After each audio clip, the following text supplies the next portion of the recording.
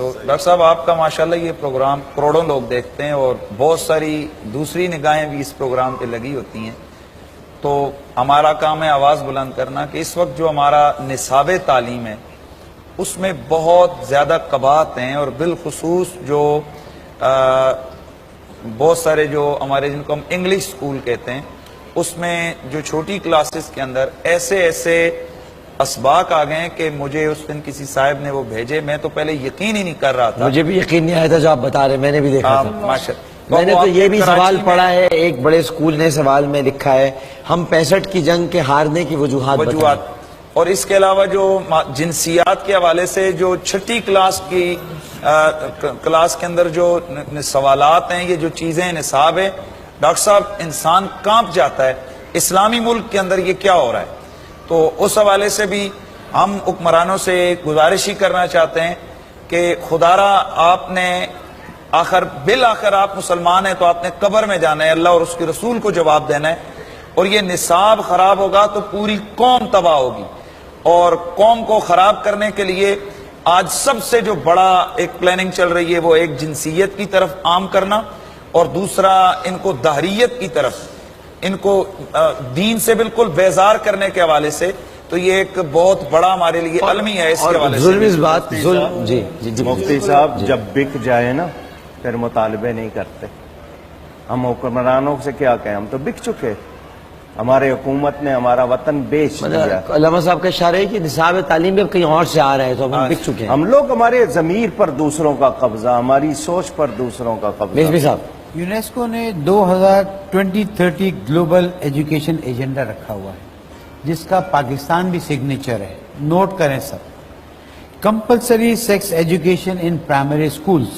Education about lesbo parents, gay parents and single parents, no religion, focus on neutralism, individualism et cetera et cetera, اور پاکستان نے اس پہ sign کیا ہوا ہے اور عمل شروع ہو چکا ہے، اور اس کی مشکلات گلگت بلتستان کے ٹیچرز نے ہمیں بتائی ہیں کہ کس طرح سے، اب میں اون ایجنسیز کا نام نہیں لیتا کہ پرسنل ہو جاتا ہے، کس طرح سے سیکس ایجوکیشن کو انفیوز کرانے کی کوشش کی جا رہی ہے۔ میں سمجھتا ہوں کہ اور اس کے طریقے نکالیں کہ دیکھو بچوں لڑکی کو بلا کے دکھاتے ہیں کارٹون بنا کے، دیکھو آپ کو کوئی چھوئے تو آپ نے فوراً بتانا ہے، یہاں سے آغاز شروع ہوتا ہے بچوں کے اندر یہ والی انجیکٹ کرنے کا۔ ہماری بچیاں بھی تو پہلے بڑی ہوئی، ہماری ماؤں نے بھی تو بڑی کیے ہیں، گھر میں تربیت ہوتی تھی، یہ اسکولوں میں ان کو بتایا جا رہا ہے، پھر اس میں ٹرمینالوجیز جو استعمال کی جا رہی، اصطلاحات، اس میں تو سب کچھ بتا دیا گیا ہے۔ ڈاکٹر صاحب اس کا حل یہ ہے، میں اس نتیجے پہ پہنچا ہوں، بہت سارے علماء نے اس پہ گفتگو کی ہے، جس طرح قریشی صاحب ابھی کہہ رہے تھے حکومت سے مطالبہ کرنے سے، قادری صاحب نے بالکل ٹھیک کہا، کچھ نہیں ہوگا، ہمیں اب اس کا مقابلہ جو کرنا ہے وہ اس انداز سے کرنا ہے کہ ہمیں اپنے اسکول بنانے کی ضرورت ہے، اسکول بنا کر اپنا نصاب بنانے کی ضرورت ہے۔ میں خراج تحسین پیش کرتا ہوں دعوت اسلامی کو اس موقع پر۔ دعوت اسلامی نے صرف کوسا نہیں ہے ان لوگوں کو، اور صرف گلے نہیں کیے، انہوں نے باقاعدہ اپنے اسکولز بنائے، اپنا اسکولز بنا کر انہوں نے باقاعدہ اس میں نصاب بنایا اپنا، اور اپنا نصاب پڑھا رہے ہیں اس وقت بچوں کو وہ، اور وہ چھوٹے چھوٹے بچے جس کا گلہ آپ ابھی کر رہے ہیں کہ ہاتھ لگانے پر بھی بتائے اور سب کچھ ہو، وہ چھوٹے چھوٹے بچے اس عمر میں الحمدللہ